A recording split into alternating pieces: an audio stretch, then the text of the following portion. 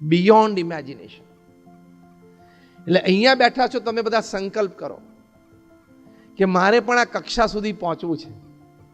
સંકલ્પ કરો ને રોજ સવારે ઉઠીને ભગવાનને યાદ કરીને પ્રાર્થના કરીને આ સંકલ્પ 10 વખત ને 25 વખત બોલવાનો. સીધા એનર્જી બૂસ્ટ. આપણા પ્રધાનમંત્રી શ્રી નરેન્દ્રભાઈ મોદી નાના હતા ત્યારથી રોજ સવારે ઉઠીને આકાશ જોવે અને તારાઓ જોવે. અહીં બેઠેલા કદાચ 90% તો સવારના આકાશના તારા જોયા જ નહીં હોય. સવારે સૂર્યોદય પહેલા આકાશમાં તારા હોય એ તમને ખબર છે?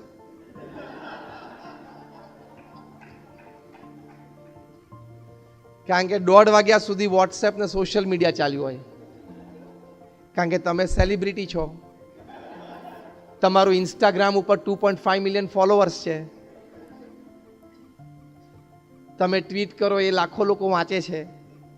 તમે એવા મોટા સેલિબ્રિટી છો કે તમારે રાત્રે 1:30 વાગ્યા સુધી ઓનલાઈન રહેવું જ પડે. મરી જઈશ.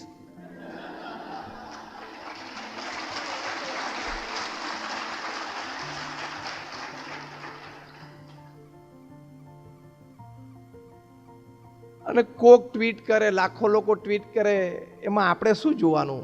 એની રીતે છે, આપણે આપણી રીતે છે. જેની ટ્વીટ વાંચો છો તમે એવા થવાનું નક્કી કરો ને તો ટ્વીટ પૂરી થઈ ગઈ. તમે જેને ફોલો કરો છો એવા તમે થવાનો પ્રયત્ન કરો ને એટલે ફોલોઈંગ પૂરું થઈ ગયું. આપણે કંઈ એવું અભિમાનમાં નથી રાખવું કે લોકો મને ફોલો કરે, પણ આપણે જેને ફોલો કરીએ જેવા આપણે થવું છે. એટલે એક્સલન્સ કેળવવાનો પ્રયત્ન કરવાનો જ. તો નરેન્દ્રભાઈ મોદી બહુ નાના હતા ત્યારથી સવારના પરમાં આકાશમાં જોઈને તારાઓ જોઈને હંમેશા પોતાની જાતને કહેતા કે મારે પણ ત્યાં ચમકવું છે. રોજ બોલતા એ મારે પણ ત્યાં ચમકવું છે. કેટલું સરસ વાક્ય છે. That is called excellence in your performances. અને જો ચમકે છે તો એવા શુભ સંકલ્પ સાથે ઇંગ્લેન્ડમાં બિગ બેન ટાવરના ગાર્ડન્સમાં એક સ્વીપર હતા. રવિવારે બપોરે એના નાના બાળકને પણ એમ થયું, 10 વર્ષનો હતો, કે ચલો પપ્પા સાથે હું પણ જાઉં. એ ત્યાં ગયો અને એના ફાધર વાળતા હતા ગાર્ડન. વિન્ટર ટાઈમ હતો એટલે બપોર 11-12 વાગ્યા પછી થોડુંક પેલું તેજ અથવા તો થોડુંક ગરમી શરૂ થાય પછી વાળી શકે. એટલે એમને ત્યાં વાળતા હતા ત્યારે પેલા નાના બાળક ત્યાં બેઠો તો એને બિગ બેન ટાવરમાં 12 વાગ્યા એટલે ડંકા શરૂ થયા. પહેલો ડંકો વાગ્યો ને એને સાહજિક સ્ફૂર્ણા થઈ. એનું નામ વેલિંગ્ટન હતું. એને એવું બોલ્યા સાહજિક કે Wellington will become the mayor of London. બીજી વાર બેંગ વાગ્યો ને Wellington will become the mayor of London. એમ 12 વખત ડંકા વાગ્યા અને 12 વખત એ નાનો બાળક બોલ્યો કે Wellington will become the mayor of London. And really at the age of 22, Wellington became the mayor of London. એક સંકલ્પ લઈને ચાલો, રોજ રોજ ઘૂંટો તો તમને હ્યુમન માઇન્ડની એક કેપેસિટી, એક natural gift to all human minds explore થશે કે if you decide something and repeat in your mind every day that I want to do this, I want to achieve this, તો કુદરત એવી system ગોઠવી છે કે એ સંબંધી ઘણા વિચારો, એ સંબંધી ઘણી બધી એનર્જીઝ તમારી એમને બહાર આવશે.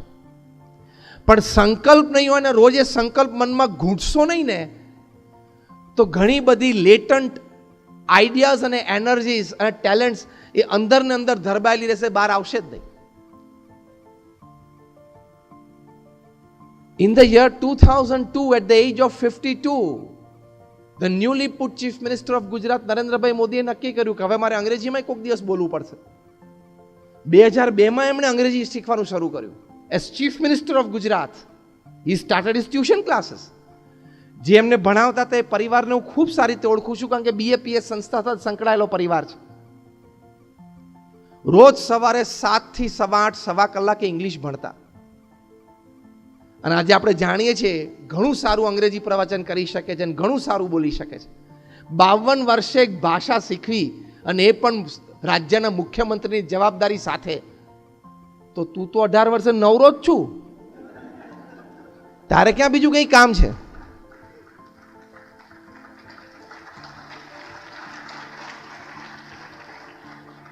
Can't you excel? Yes or no? You can excel. People at this age can do. તમને આશ્ચર્ય થશે, મારી પાસે ટાઈમ્સ ઓફ ઇન્ડિયાનું કટિંગ પણ છે, લગભગ 8-10 મહિના પહેલાની ઘટના છે. એક લેડી મિસિસ જેનિફર ત્યાં યુએસમાં, she became a diploma engineer at the age of 93.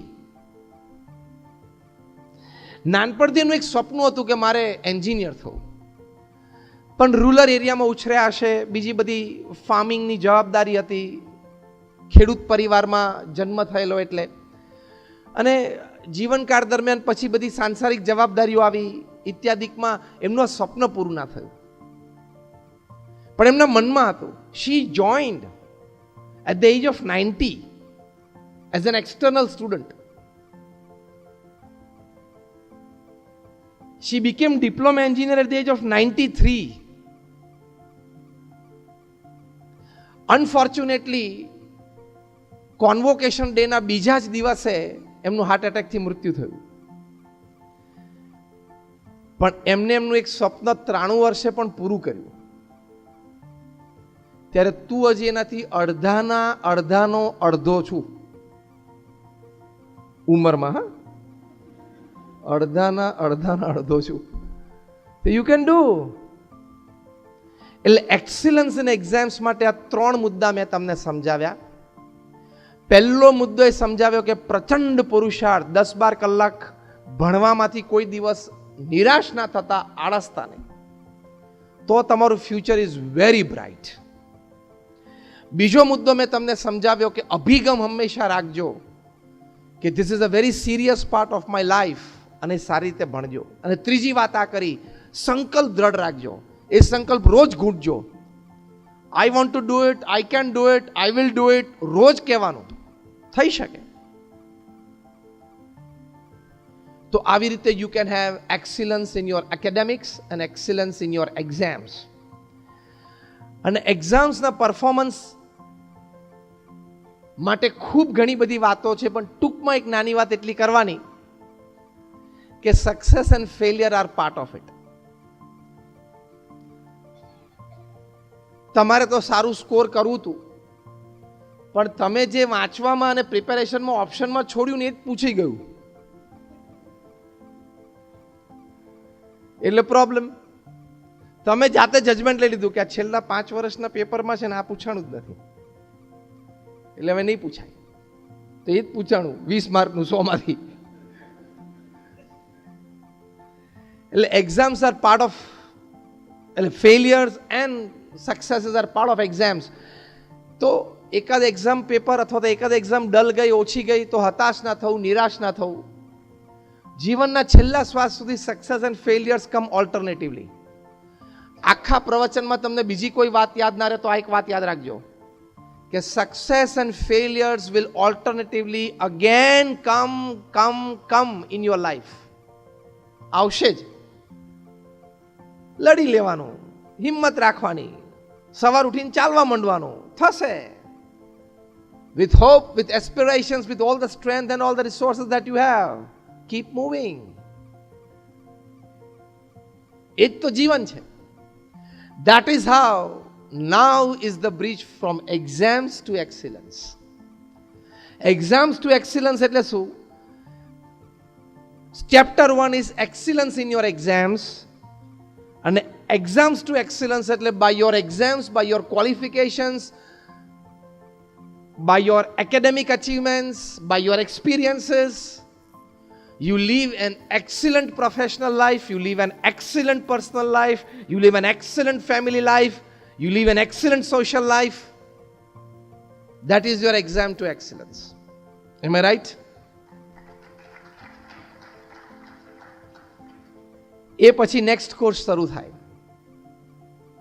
એટલે તમે સારી રીતે એક્ઝામ્સ આપીને સારી રીતે ઉત્તીર્ણ થયા, સારા કોર્સીસ તમે કર્યા અને સારી રીતે તમારી પાસે ડિગ્રીઝ હોય.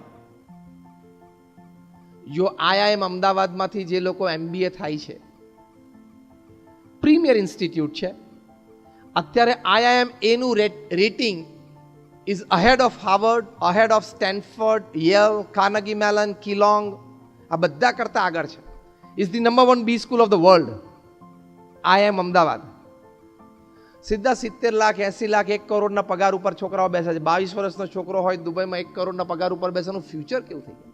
કેવા લોકોને મળે, કેવા કામ કરે, કેવા પ્રોજેક્ટ્સ એના હાથમાં આવે.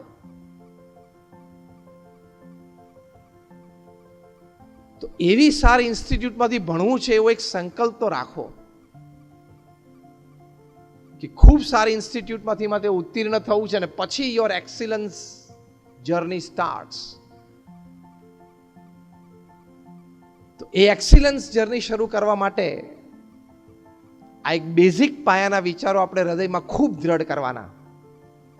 Because you can always grow from where ever you R. તમે અહીંયા બેઠા છો, કોકને 45%, કોકને 50%, કોકને 70, 80 ને 90% પણ હશે. પણ wherever you are today, tomorrow you can improve. Do you believe this? Wherever you are today, one step ahead, tomorrow you definitely can improve. Move one step ahead.